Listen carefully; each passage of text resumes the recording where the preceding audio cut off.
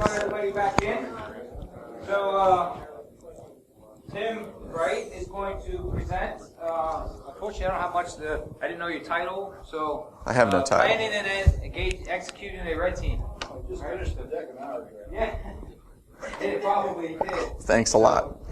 It was like 3 hours ago. Give me credit, okay? Okay, so again, I just need to drive over, so you have it ready. So Tim's going to present. Then after he's done, we're going to do the final raffle of the Proximox machine. So make sure that you check with Sarah, so your name's in the drawing for that. And then I'm going to have some closing remarks, and then we'll do the signing of people who want CPE, CEUs, whatever you want to call them, for your certification. If you guys need them, we'll give you, what did we say it was? 5? 6? 6. So you get 60 CPE, CEUs for your service. So, and then we'll do that. So, and then we'll everybody go home, have fun. And then and this is going to be, so Adrian is recording, if you haven't noticed up here. And so it will be available online and a future date. Those guys are kind of No, you're online. Everything but deals. I don't know what to say about that, but so they'll be online at Iron Geek. Iron Geek, and also you just go to YouTube and look for Iron Geek, and I have the most recent post all OISF. So there you go. He's already beat us to it. He's already online. So you guys are streaming out in the Wild Wild West. So, anyways, Tim. Thanks, sir. Ready, Adrian? Right on. Hello, everyone. My name's Tim Wright. Is everybody having a good conference so far? I love this conference. How many years has it been? 12 years, right? So I remember those early days before we had Ohio Information Security. For those of you that may not have been here, we used to meet at pizza places, TGI Fridays up by the Dayton Mall, and it would just be literally a bunch of us sitting around drinking beer and looking at laptop screens and looking at Daryl's research on format strings and talking about how to get shells. And we were like, wouldn't it be cool if we had a place we could set up and do this every month, and we didn't have to, bother these waitresses and not tip them properly because they'd get really irritated at us. And so Daryl and a couple other folks got together and got this group together. And so 12 years is an amazing accomplishment. And I went back before I came here this morning, and I looked back at some of my early talks, and I was just like, oh my God, these are bad. So I have learned a ton just by coming here and watching other people present, and I've gained a lot of knowledge. And so for those of you that don't present or feel intimidated about coming up in front of a room of your peers, you shouldn't. You should try. Because what that allows you to do is you can focus on something. It allows you to hone that skill, learn something, share with your peers. Nobody's going to boo you unless it's me, and then Daryl will boo you. But other than that, it's a good way to get out and support your local community. So I highly encourage everyone to come out and present. Support this group. 12 years is amazing. Happy birthday. And with that, I'm going to give my talk. So, planning and executing red team engagements. So this is my bio. 21 years within the information security field. Right now, I am the team lead for the red team in American Electric Power. I've been there for 5 years, and a lot of what we do is everything from standard smash and grab style pen tests, more of our advanced red team engagements. We can do wireless, a lot of hardware reverse engineering, because we have a lot of embedded systems that we'll test. Prior to that, I worked for DHS US CERT on their red team. And I learned a ton from those guys. And then previous to that, I was over at the research labs doing work for DoD. And so what I'm going to do is I'm going to give a respect slide right off the bat, because there are a ton of red teams out there that do this work well. I don't have Rapid's group up here, but there's a long list. Lars, Spectre, Fusion X, Trusted Sec, Raphael, who now is over at Spectre. All of these teams do this stuff very, very well. And they publish tons of papers. They talk about this all the time. They share. So the goal here is to understand our adversaries. We've seen some talks today about trying to slow down the adversary's movement within our infrastructures. Detect that adversary attack before they can actually get in or compromise your infrastructure. So, mad respect for all these groups. Go Google these guys, look at their talks, look at their presentations. With Black Hat and DEF CON all coming up within the next month, there's going to be some really great talks coming up. So, where this concept started was, I like war games. I like playing war games, video games, stuff like that. And I've done it since I was a kid. And so, everything from maybe reenacting a Civil War battle to hypothetical aliens invading the planet, right? They make games for it. And so, sitting around playing games with my friends is kind of fun, but I can't do that at work. But I also look at wargaming and security as well. If you are former military, and I think there's a lot of former military folks here, or current military, DoD looks at wargaming as a way for us to train, right? So you have Red Team, Red Flag, Top Gun, not trying to sell Tom Cruise, but, that's a cool movie, right? But all of that is stuff that we can leverage within security to learn and train. And so, when I think of war games from my background, some stuff like the old chit games, where, the little cardboard chits, all the way to the miniatures, where you sit and paint them, to playing online computer games now, right? So you have, team versus team, capture the flag style of events. This is all cool and this is fun, but then when we think of cyber wargaming, right? So now we see CTF style events, right? So we have DerbyCon, we have, this is DEF CON, the big CTF out at DEF CON. If you've ever been, it's a great event to hit. All the way down to SANS Net Wars, right? All of these events are great ways for people to learn pen testing, red teaming skills, blue teaming skills, because they put it all in, right? So these are super fun too if you ever get a chance to do these. Take a lot of caffeine. So I started thinking about all this. I'm like, okay, so let me kind of define the engagement real quick too, because I think when we talk about this space, pen testing, red teaming, threat emulation, the terms get kind of blurred, right? So pen testing, I'm going to call that, I call it more of like a smash and grab. So team's going to go in, they're going to assess an infrastructure, an application, maybe one system. They're going to look for a vulnerability. They're going to try to exploit that. They're going to elevate their rights, and they're going to win, right? That's it. Game over.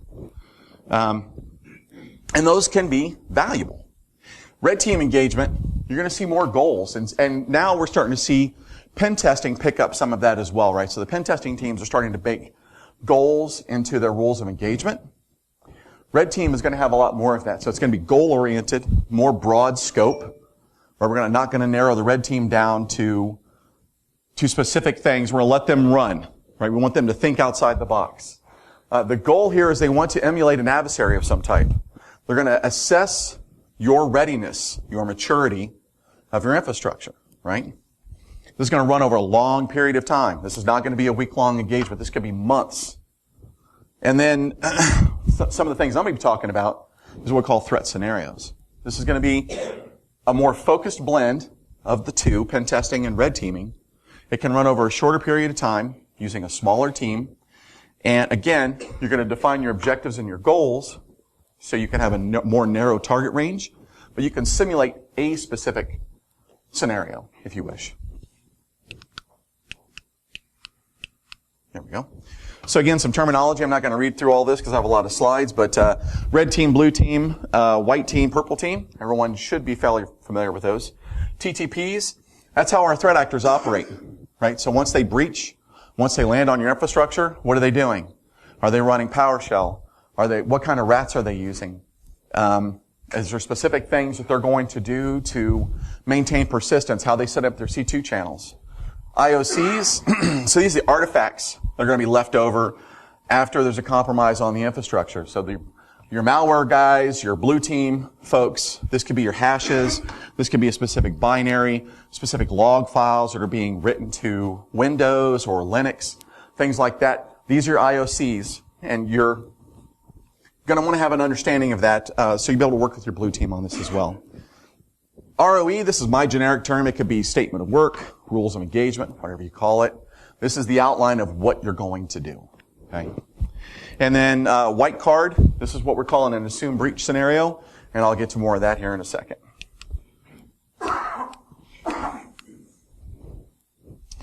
So let's get into red teaming. All right, let's talk about what we're looking at. So we have technology, we have physical, and we have people, right? So when we're looking at this space from a security perspective, right, we're looking at all of this stuff.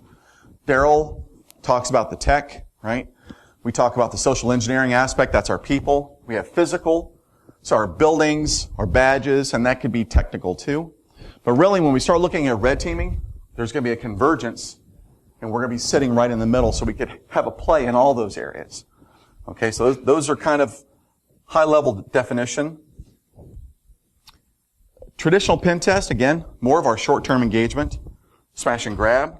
We can have goals, but again, that's going to be our vulnerabilities. We're going to look at that vulnerability data. Maybe your pen testing team's going to ask for Nexpose scans. They're going to come in and run their own, right? For an organization that's not doing this type of testing, pen testing can be very beneficial because you can come in and actually open some eyes. If you just started doing vulnerability scans, vulnerability assessments, people say, hey, I'm patching. We got this. You bring your pen testing team in, they do an assessment for you, and you go, well, you thought you were patching, and all of your systems are saying those patches are being applied properly, but you didn't actually reboot some of these systems, and they were still vulnerable to Eternal Blue, and we exploited it, and we got DA, and that was it. And I know a lot of pen testing guys, they say that same story over and over again, okay? So this can be a very eye-opening moment for security teams that need money to do more stuff and get a board of directors to kind of pay attention to them, okay? So when you have an organization that is starting to get some maturity underneath of them and they want to start to evaluate that maturity, this is where we start to test those. We're going to be looking at those adversaries that are more advanced. Maybe we're not so much worried about bots and skitties. Maybe we are. But maybe the organization and the business is more concerned about targeted attacks, APT style. And so you want to assess your organization's ability to withstand that. You're going to look at your threat intelligence, what that threat intelligence profile is going to provide you to design your exercise. And it's going to probably require some more maturity from your security team. You're going to need some more testers, have those threat intelligence feeds, or at least know where to get it online, and be able to develop that work. So I got this off of Krebs, talking about maturity models for security. And it goes from block and tackle all the way up to risk-based approach. And I'm not casting any type of stones up here. I'm not trying to point fingers or anything. Really, this depends on your organization, where you land. Maybe you're compliance-driven. Your business is, we need to comply with some regulation. Maybe it says we have to do some testing. Maybe you're just trying to block and tackle, right? We just need to keep everybody out. We're going to try to detect, keep them at the perimeter, and that's it. All the way up to more of a proactive risk-based approach. You need to find out where you're landing, where your organization's leadership wants to be, and that can kind of help you determine the type of assessments you can build. So what this is just a matrix that shows a generic organization that has went through a maturity model by business unit, 1 to 5, 1 being very, very low, 5 being what they say is very mature. So you have your leadership team within an organization, they go through this process. And there's tons of ways to do it. COVID has some. I mean, there's lots of different risk ranking or maturity ranking models out there. And they come back and they go, and we're good, right? We have next-gen firewalls. We got WAFs. We got all this logging capability. They're ranking their maturity levels very, very high.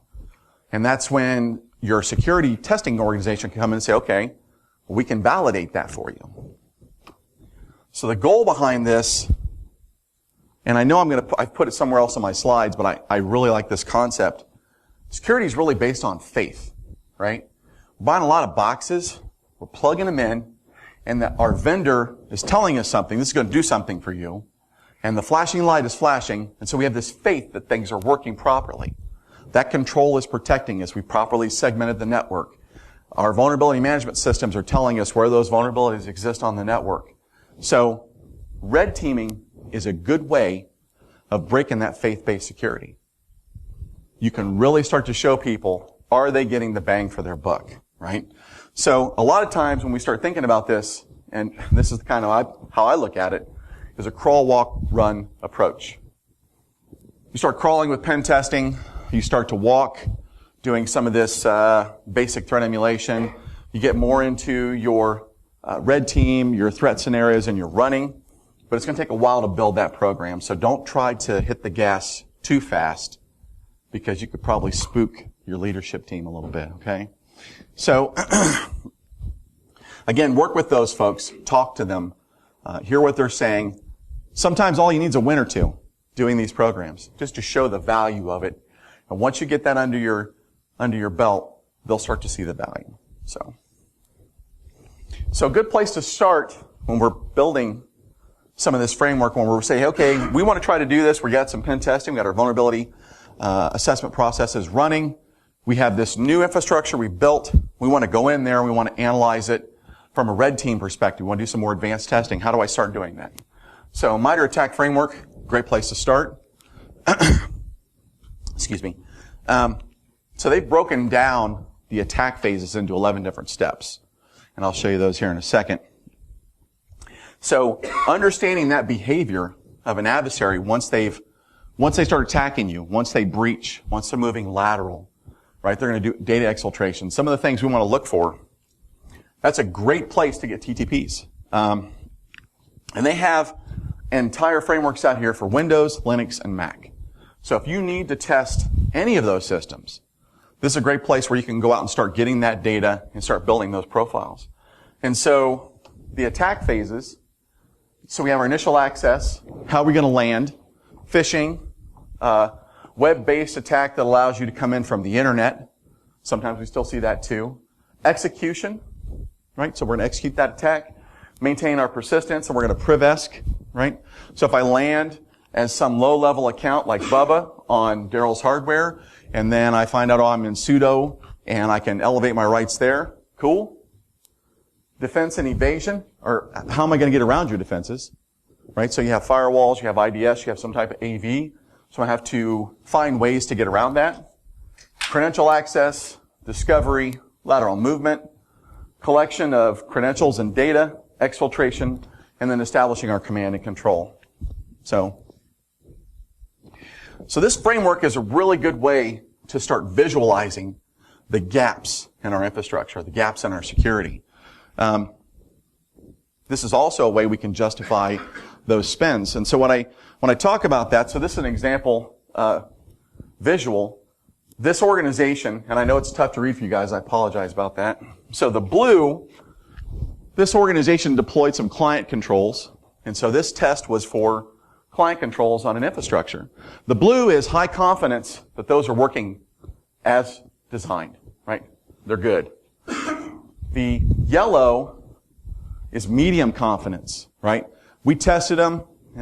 Some of the logs didn't get down into the SIM, or there was no logs at all. It was kind of hit or miss. And the orange, there's no confidence. Nothing happened, right? So now I start to look at this and I'm like, okay, from our clients, because we know phishing, 85% of the time, compromises are happening from phishing attacks. So that usually means our workstations, our users.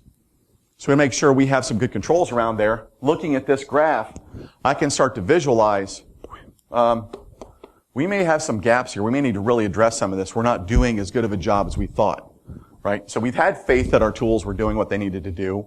So we can start to prioritize what we need to do precisely in this environment. And again, this is at the top, each column represents one of the phases of the MITRE ATT&CK framework. So from the initial attack all the way to establishing the C2 channel. So you can see the command and control channel, we're getting very little here. We're really not doing a good job here to see that there's a C2 channel set up. But maybe over here in the performance, I think it's performance, and I apologize, we're doing a lot better. So maybe our spend is we need to start doing more detection of that C2 channel being established outbound. Or discovery, which this is the discovery, right? We're not getting a whole lot there either. So start thinking about threat intelligence and looking for threat intelligence on how this works. And I know I'm constantly looking at some of these threat intelligence feeds and stuff that's coming out, but it's like, I need to understand how these adversaries are working. I want to know what they're doing, how they're executing it, So I can build an assessment, a test, to test if there's a specific adversary, some specific technique, are my company's tools detecting that? Can we alarm properly? Can the SOC detect it? Can they respond? I view my team and what we do as a way to support the blue team. We're not adversary, okay? We're here to help you guys. So you can leverage that and leverage the capabilities there, and we can both improve, or we can have that adversarial relationship. I tend to like the let's work together. But the threat intelligence, this is what we need to understand to build these programs. And so again, TTPs, we hear a lot about nation state. But what exactly does that mean, right? So we can really start to drill down and customize our engagements based on what we want to look at. So I have an example in here of APT-29. So this is Cozy Bear and the Dukes. And again, I apologize, you guys can't see that too well. But some of the things, and this is right off of MITRE's website. So if you go out to MITRE, you can start to go through the groups. And all of these threat actors are there. Okay? Some of the things that we point out and they show in here. So this is a Russian actor. Some of the things we're looking at here, they use PowerShell. So the first line there is talking about how they use PowerShell for post-exploitation. Another thing they're going to look at, or they're doing, is software packing. So they're using a UPX packer. So as a red team, some of the things we want to start trying to look at is what can I do to simulate this adversary on the infrastructure? I'm not going to be able to send them an email and say, hey, guys, can you send me your malware kits so I can run a simulation on the internet? And they probably would, but I don't know necessarily if I'd want to run those on any of my machines. So other stuff here, they got WMI listed that they use. They're using pass the hash techniques. They're going to use the bypass UAC, right? Some of the things, again, as pen testers, we're going to do automatically to try to get creds. We're going to try to go in there and own the infrastructure.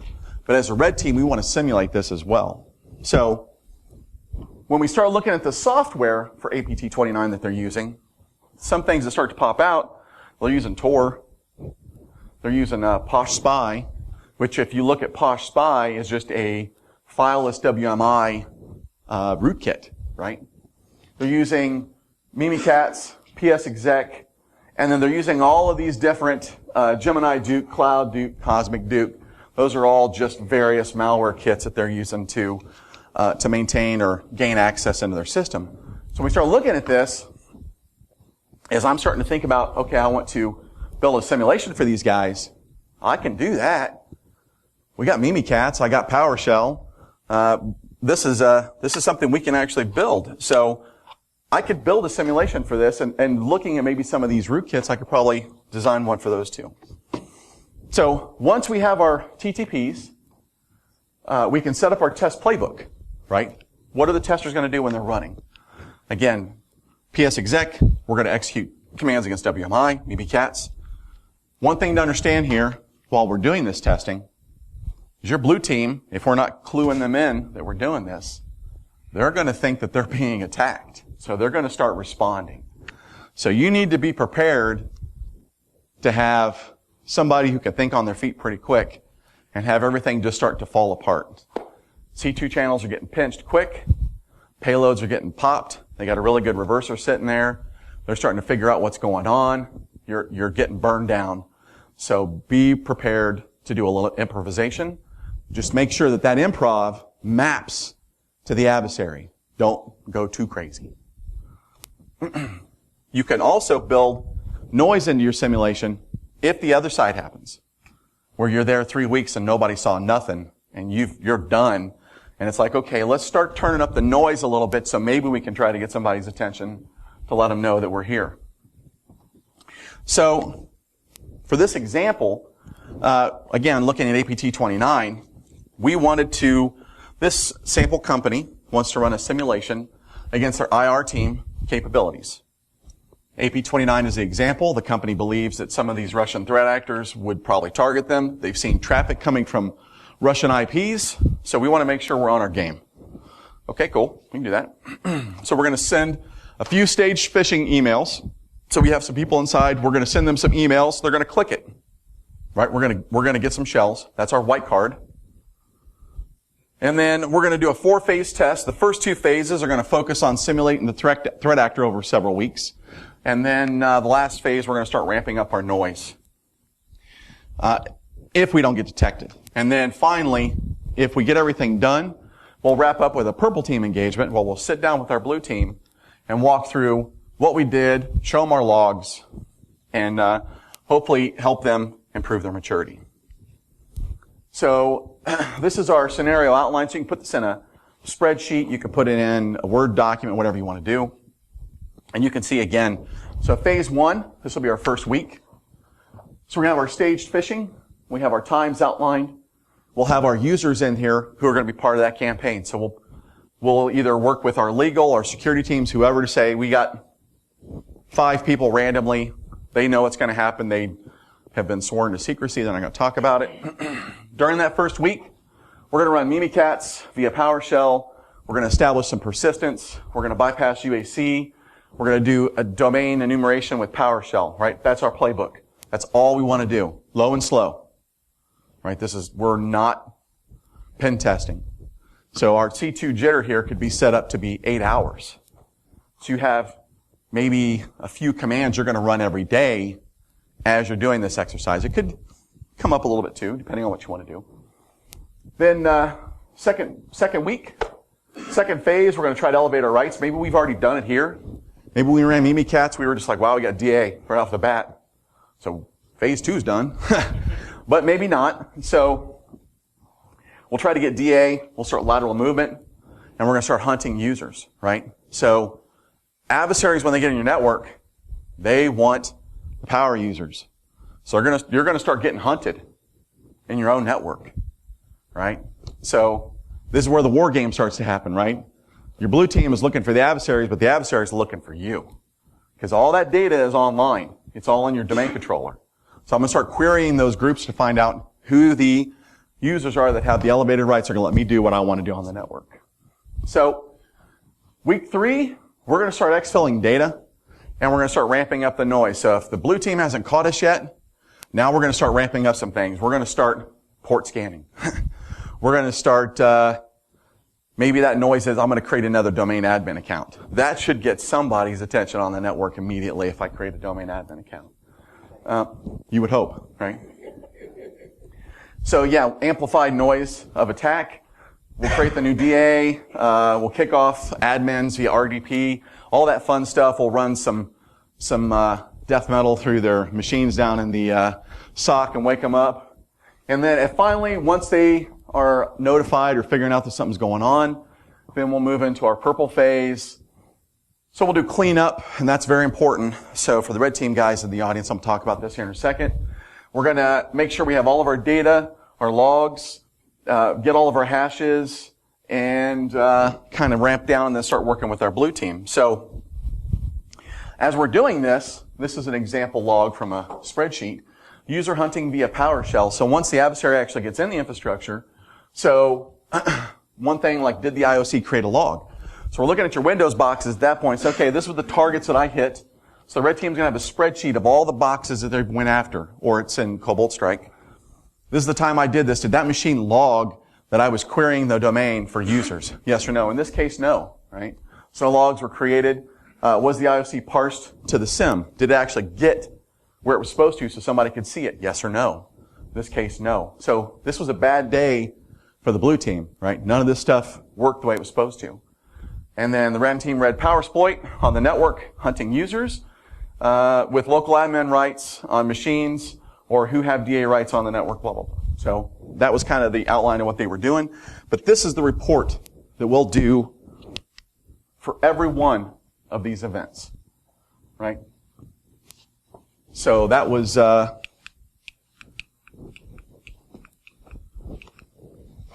that's rough. So that's event 2.1. So that maps right to user hunting via PowerSploit, right?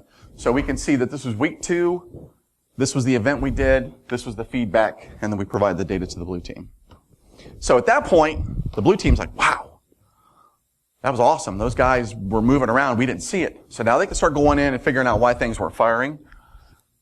Again, we're looking at that faith-based model. right? The red team's coming in and we're saying, what are you doing? And kind of challenging that faith of the security.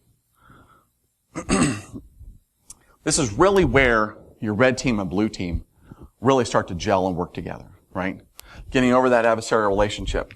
Blue team, a lot of time these guys sit in a SOC in the sim. They don't get to do stuff. They don't get to go to cool conferences or staring at a screen all day. This is a chance for them to exercise their tools and capabilities within their infrastructure with what they have in front of them. Your red team gets to exercise. They get to improve. So for those of you looking for justification, it could be we just need to do some internal training, right? So we also have that groupthink mindset. And that groupthink, I hear it all the time. Hey, we don't have to worry because we got firewalls, so we're good. No, Mr. Peter. No, you're not. Because everyone gets into this mindset in security that we have some widget, something that's happening. It's protecting our infrastructure. It could be AV, could be a WAF, it could be some technology, but it's not really set up properly. Some things weren't configured correctly, and we don't determine that until we test it. So, red teaming is really cool, but there's some downsides. And again, it can take a lot of time and resources to execute these. So if you have smaller teams that are doing a lot of assessments, this could be challenging. This could be very challenging to do. And so for the ROE for these red team engagements, it's going to be a really broad assessment. It could say, we're going to test this across the entire infrastructure, right? So that's a lot of stuff to test in a couple of months, and everything else stops. But what we can do, so again, coming back to, so wargaming and red teaming, and I kept thinking about this, I'm like, so I love doing these red team engagements because they're really fun, but I need to narrow the scope. And I started thinking about it more, and I was looking at stuff online. So Intel had some papers published about how they were running war games to test security controls. Of course, I talked about DoD, and they do all of this stuff. But again, having limited resources and time, which all of us have, I was trying to come up with a way to do this. And so, I love to read. This is a book that they hand out at the Naval Academy. And it's Fundamentals of Wargaming. It's a really good book. And I was looking for some ideas for testing in SCADA environments, because when you're in a critical control environment, you just can't walk in and start firing up Nmap scans or doing some of this stuff with power exploit or anything like that, because some things in that environment do not react well to packets. And they can brick very easily, so we have to be very cautious.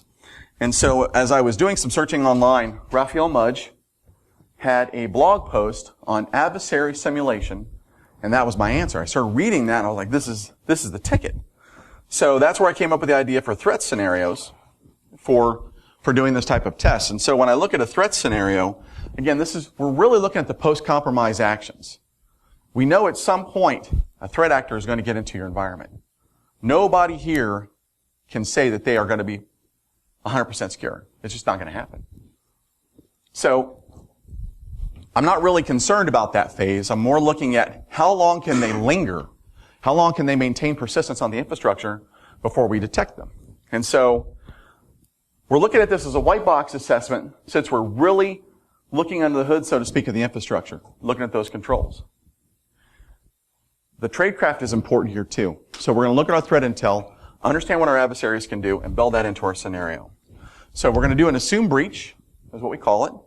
So we're going to white card our access, so we're going to build our beacon payload, whatever it is. We're going to put it on a machine. We're going to run it. Just give me access. So, sorry about that. I'm kind of coughing. So what we want to look at, again, is when we're looking at our threat model, we're trying to build this scenario, is if we have users who have internet access, email, they're pulling things down. We have developers that go out and they're pulling files down, they're running them on their machines, they have elevated local rights. Those are all things when we look at security, they're bad. And we build that into our threat model.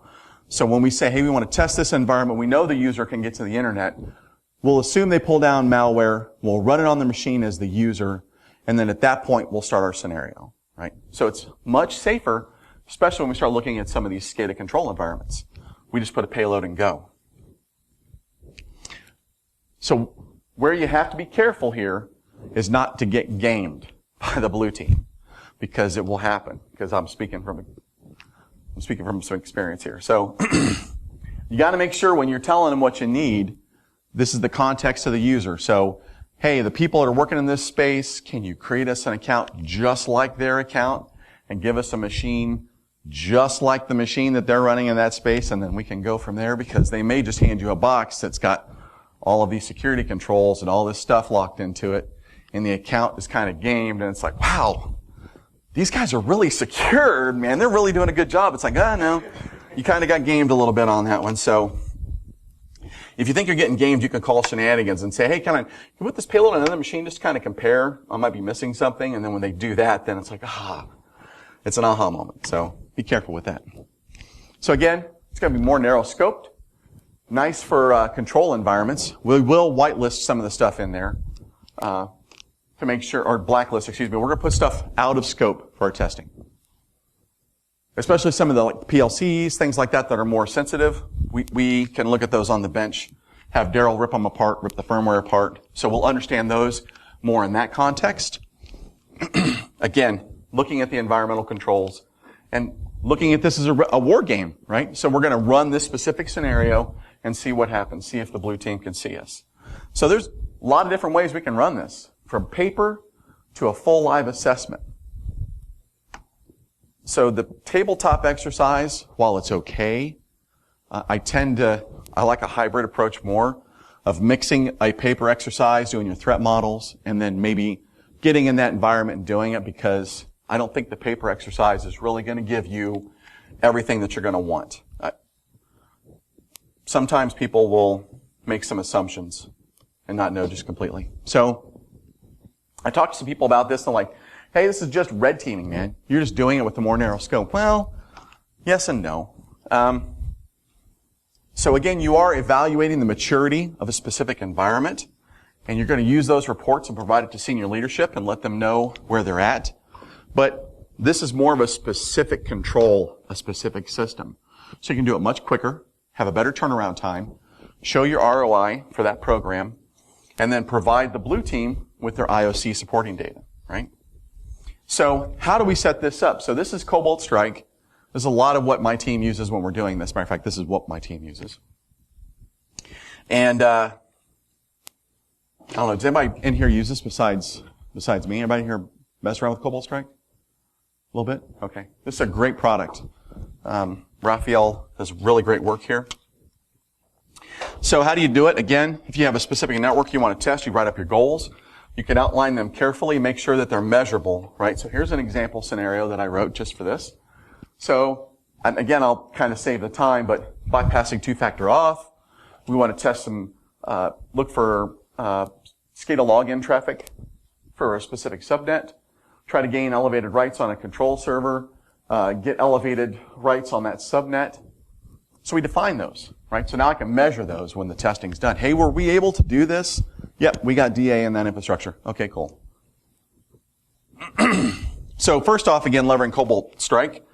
Get a copy legally. Help out the author. It's not super expensive. I think it's about $3,500 for the software. It's an adversary simulation framework for red team operations. Okay. The coolest thing about this is beacon.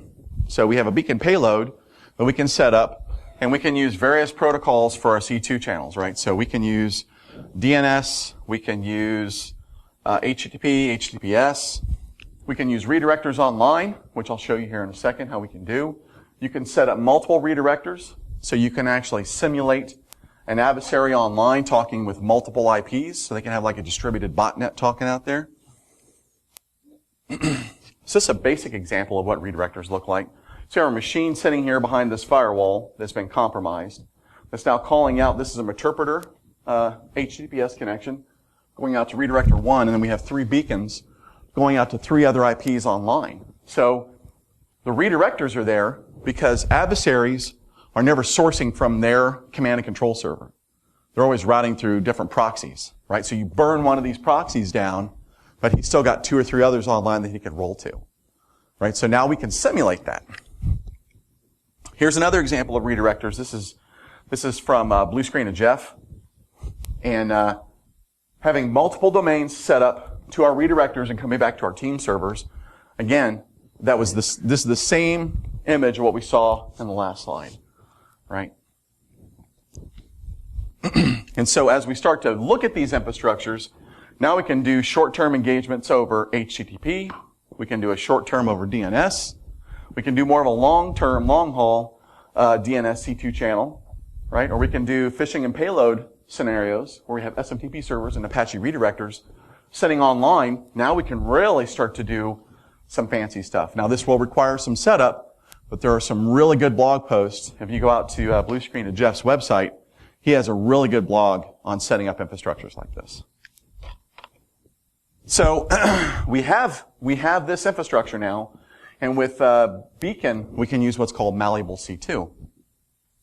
And so with that malleable C2 profile, what we can do is we can start to look at what these C2 traffic, what does it look like, right? What does it look like in a packet? We can then make our C2 look like that, right? So if there's something that APT29 was using, we can get a sample of that. We can write that in a text file very quickly, apply that to our C2 traffic so that as the blue team is seeing that C2 go out the internet through the proxy server and they're getting those proxy logs, they should be alarming on that. They should start to be like, ooh, something's going on. So malwaretrafficanalysis.net is a great place to go and get this profile data, okay?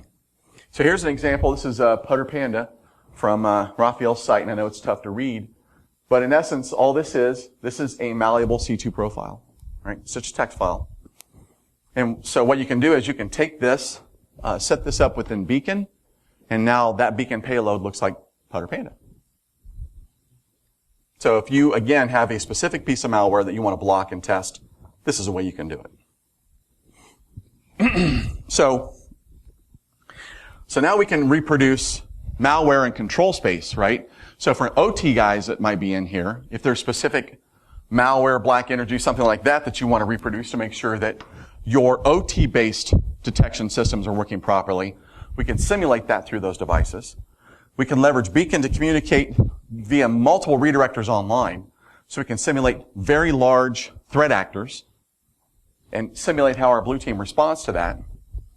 And we can do really cool post-exploitation work to make sure that our network designs are working properly and we're actually breaking that faith-based model if they're not. Now, if you don't want to use Cobalt Strike, you can actually go out and get malware. And you can run it on your infrastructure after you analyze it and make sure that you're not putting ransomware on your infrastructure. However, What about Armitage? So Armitage does not have all of this capability built into it. Armitage was the free software that was built that was put inside of, I think, Backtrack 5R3 and Kali. Yep. So Armitage will not support Beacon. So Armitage is more of a nice little GUI front end where if you're learning how to do some of this stuff, this pen testing work, you can use that. But you're definitely going to want to use Cobalt Strike if you want to do more of the threat emulation. So for rats like Dark Comet, Ghost Rat, Bifrost, you can get all this stuff online. I don't recommend that. I really don't. If you do, though, put it on a machine that's isolated, run through it, and make sure you're not going to do something nasty to your infrastructure. So there's a couple ways of setting up your C2 as well, and you need to think about this if you're going to set these environments up, whether you host it internal or external. And there's a lot of debates on this, but bottom line is if you have a very critical control system, host it internal. Don't put it on the internet. Keep it inside. Just use the redirectors online to get that traffic to where your box is sitting, and you're good. However, if you want to put it online, Amazon Cloud Space is out there. A lot of companies whitelist Amazon because they're doing business out there right now, so you know you're going to be able to get through that IP space. Take your time and make sure those boxes are secured. Lock them down. Put eyes on them. Make sure, don't take chances, because what you don't want to do is have your red team doing an engagement and then some adversary goes out and pops your C2 servers and they take over everything. That would be terrible. So don't do that. DNS registration too. So for your C2, you're going to want to get some DNS names to set up for your phishing campaigns, right? So if you're actually going to phish people internally and you're going to go out and actually make this look legit, you're going to want to look for some DNS records, right? So there's ways that you can actually do this. A lot of blue teams, when they're looking for phishing, they're looking at the age of the DNS record. Because a lot of these malware authors are going out and they're just turning them real quick, maybe just a couple days old, and that's a red flag. But there are ways for us, for red teaming, when we're looking at more advanced adversaries, to get around some of this. So what we can do is use like expired domains. Let's go out and take a look and see what domains the company used to own or are similar to that have really good reputations, have been around for 15 years, have lots of information associated with them that don't look bad. They look legit. So we can go out to expireddomains.net and start searching. And if I were you and you're doing security work, I'd go look out here because it's amazing the domain names you can find out there that have just expired. People are like, oh, we don't need that domain anymore. They had it for 10 years. They use it for a while. They let it go. Then we red teamers come along. It's like, oh, I can get that for $8. Okay. And then I send my phishing campaign out. Everyone says, hey, that's one of our domains. That looks legit. Boom. Thanks for the shell. Appreciate it. And adversaries are doing this too.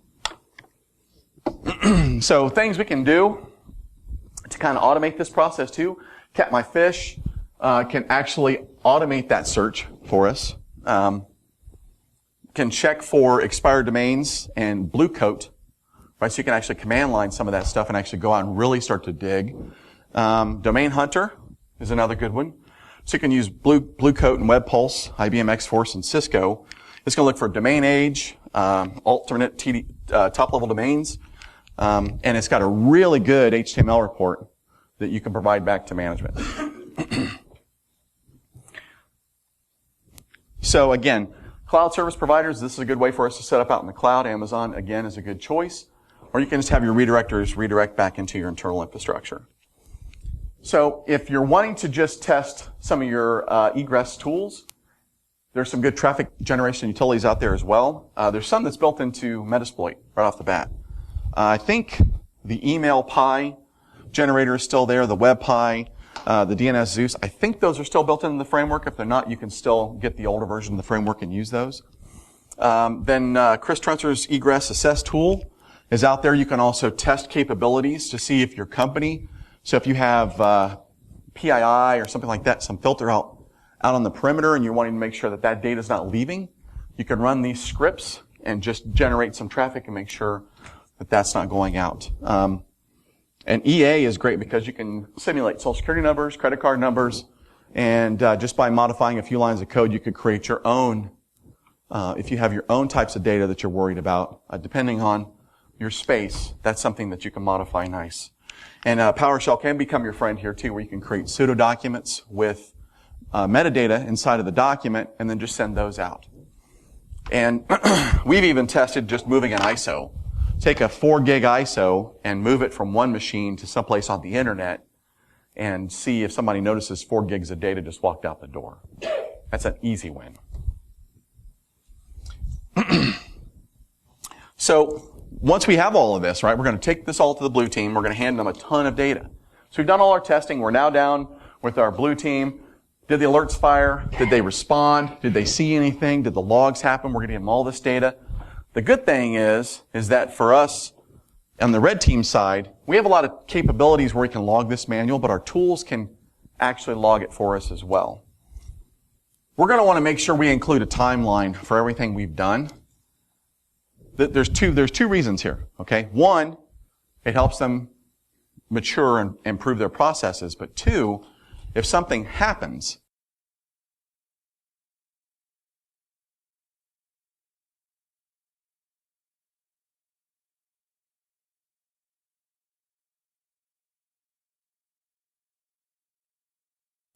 and they try to say, well, you guys crashed something at this time, well, you can say, no, that wasn't us. We weren't even on that segment.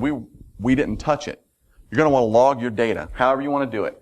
Manually via spreadsheet, write a little script on your box that has all the commands that are executed, however you want to do it. And so again, Cobalt Strike will generate our IOC report, and we can provide that to our blue team once we're done. This really makes some of this a lot easier for us as a blue team. So, example, we have our command and control traffic here, right? So this is a specific get that's sent in and the response back.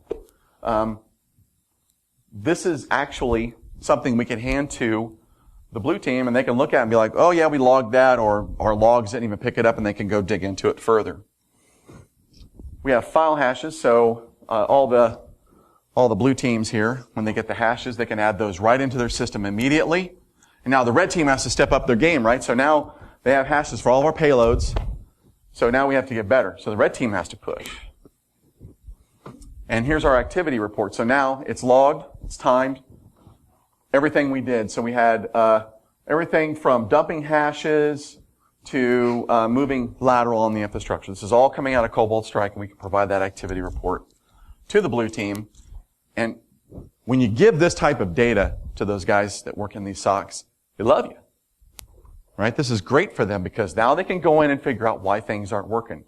They can track down, is there a problem in the tool? Maybe they didn't write their filter correctly. They made a little mistake. I mean, we're human, right? It happens. So we give them this data and they can track it down. And that's going to go a long way to helping these guys be very successful. And then again, pivot path. So we're showing them, we used SMB over 445. We were using HTTP as well to move around the infrastructure. We have our date, activities, all the stuff that we did. This is showing them exactly how we move through the infrastructure. And there's probably some pretty cool tools out there you can use to actually build some of these graphical maps based on this data. So, kind of close it up a little bit because I know we're running out of time. So APT simulations and doing red teaming engagements. This is a really great way for a team to help a company measure the maturity of that security group, okay? The goal here is not to come in and crush the blue team. We're working with you, right? That's what we want. We want to break that faith-based security model that a lot of organizations have, right? Don't have faith that that tool is working for you just how the vendor said it would. Let's make sure, right? We also want to make sure that we're adding value back to the organization. We're going to show that ROI of those tools by doing this. We're going to make sure that tool is tuned specifically for this environment because these tools are not a one fit, right? There's tweaking for each environment we have to do, and that's what we're trying to validate here is that it's working the way it needs to. Doing our threat simulations is our white box approach to performing some of this, right? We're going to narrow the scope when we do this. We're going to come in and just kind of test a few things. Maybe it's just the lateral movement from a host. We want to see if that PowerShell logging, we put PowerShell 5 on our box, we want to make sure it's working right. So, this allows for more demonstrating the risk than just grabbing DA on an infrastructure. So for the pen test teams out there that, and I see it all the time, they get DA and they say, we're done. Well, no, let's add some value. Let's push it, red team, right? We're not just coming in here to smash DA. We want to show that this infrastructure has some weaknesses. Let's give them some value for the time. And finally, this is a good way for red and blue to sit down, do a cyber war game internally, train and work together, have some fun, and learn. So, if this is interesting to you, here's some further reading. Applied Critical Thinking, the Cyber Exercise Playbook, the SANS Red Team Hand Guide, and then the End Games, the Hunter's Handbook. I recommend all of those to you to read further on whether it's threat hunting, red teaming, all of this stuff. There's lots of documentation online for you guys. And hopefully, we'll keep calm and we'll red team. So with that, that's my talk. Any questions? Comments? Questions? So, when you're a permanent red team with the company you're at, what type of buy-in do you get from executive leadership? You do what you do. Obviously, if the blue team isn't knowledgeable about what you're up to all the time, how does that play out? So you got two questions. The first is, what kind of buy-in do I have from the leadership? So we have buy-in all the way all the way up to the board of directors for what we're doing. We've shown value. It's taken a lot of time, and we have to be careful. I know a lot of red teams want to come in and instantly hit the ground running. They want to go right to the end game, and sometimes they have to build that trust, right? And there's a lot of trust you have to build in doing this stuff. So take your time and start to show we have some competence in doing this work. Send those communication emails when you're just doing pen testing. Outbrief the blue team and let them know what's going on. And then when you find something really critical, write it up properly. Do a report, which I know we all hate to do, but do it. Brief management, and then let them take it and help them get the word up the chain. We have tons of support, right? So we're in critical control space. They're backing us 110%. The blue team, the second part of the question, it is challenging. It can be very challenging at times. But again, trying to over-communicate with those guys and let them know we're not adversarial, we're here to help you. Trying to let them know what we're doing, trying to learn from them. I spend time down with those guys. I try to go down there, and they're busy. But even at half an hour a week, they can have FaceTime with me. I can talk with them. If we find something really cool, we'll brief them on what we did, how we executed it, we share with them. There's no hiding what we're doing with the blue team, because what we're trying to do is make sure that if we find something that's critical, it's not something I'm putting in my back pocket to use over and over again against you. If we find something cool, we're going to show it to you, and we're going to give it to you. So that's the mindset that we have to have if we want to build this type of environment. We have to get over that. This is my secret sauce, and I'm not going to give it to anyone. And when we show that, you get the buy-in from the senior leadership, from the blue team. Everybody realizes we're in one group. And we still have hurdles we're working through, but it's definitely, we're in a lot better place. You can. That's in games, the Hunter's Handbook. Yes, sir. Two things. Comment and question. Mm-hmm. Comment, the Naval Working Book is actually open source and free now online, so if anyone wanted to get that to the Naval Academy site. Second, how often are you guys doing red team engagements? Are you doing this quarterly? Are you doing monthly? So, that's a great question. We've shown so much value in some of these that it's now like a landslide of requests, like, can you do this here? And we need you to go here, and we need you to go do this. So it's like really happening. We're getting a lot of requests for doing. So it's not, a lot of more of what we're doing is not full scope red teaming. It's more of the threat simulation stuff. And so that way, because we have a smaller team, so we have to execute much quicker. So we'll go in and do the assumed breach, and we're doing that on everything. And we're having so much success in that space. So can I expand on that real quick? Mm-hmm. So with the amount of activities you guys are doing at that, are you seeing any repeat offenders that are starting to come back from some of your previous engagements that you've done? That's a tough question. So repeat offender means, are we finding the same thing over and over again? Repeat the question. Sorry, so with the amount of time that they're doing red team engagements and now the amount that you guys are doing so often, are they starting to see things that they've seen months ago, that they've done on like an earlier engagement, pop up again on a later one that should have been fixed?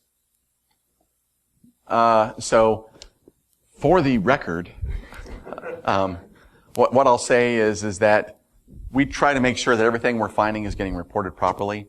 There are times that you can see things that's like, yes, that this is a common occurrence on the infrastructure.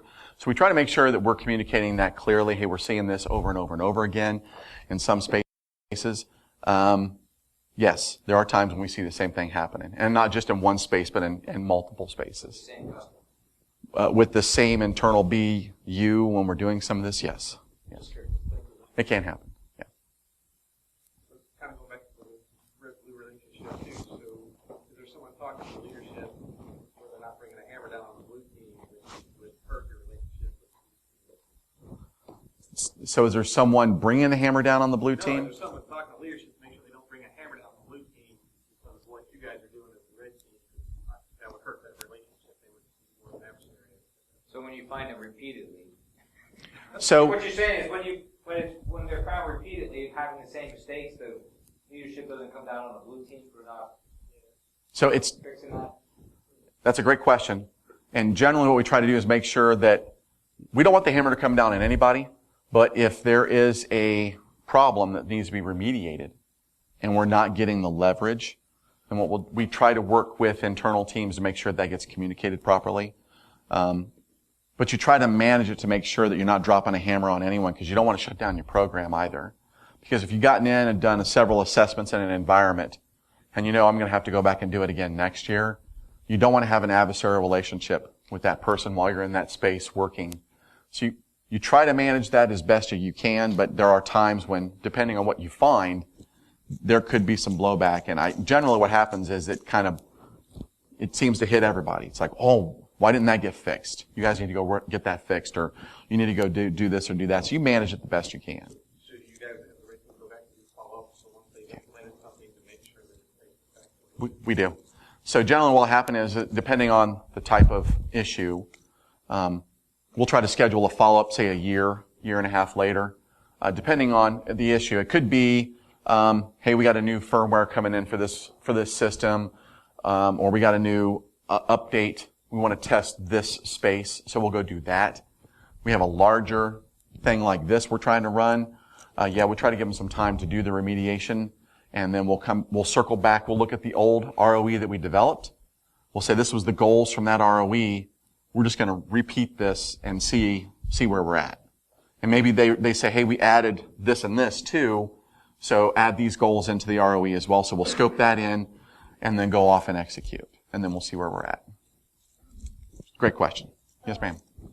Since the bad guys are using polymorphism, going from one to the other, how do you mimic that? Because it's like infinite possibilities. It's very, very tough.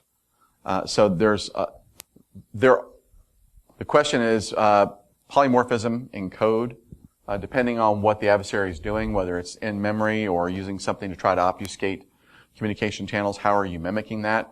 And the answer is it's very difficult. There are, again, if we can get samples from threat intelligence, if there's something online that can show us maybe if there's an IOC, then we can say, okay, well, maybe part of that is they're writing some type of data here. If it's all, that's a very tough question, and it's depending on exactly what the scenario is. So hopefully there's something that I can look at and say, this seems to be how the C2 channel works, or it's a dropper, there's a registry entry here being added, something like that we can try to simulate with PowerShell or something.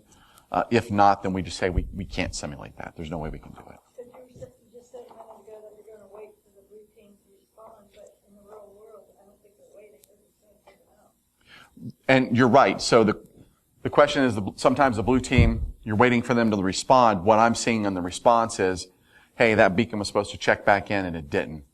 Can we get there from the target? Oh no, that IP's burned. Okay. Roll to another IP address. So there's things that we have to do on our side while we're doing the testing to see if we can actually get the call back. And the good thing about the team server is it's sitting out there and it's going to tell you, hey, it's not talking anymore. The beacon stopped responding. I'm not getting a check-in.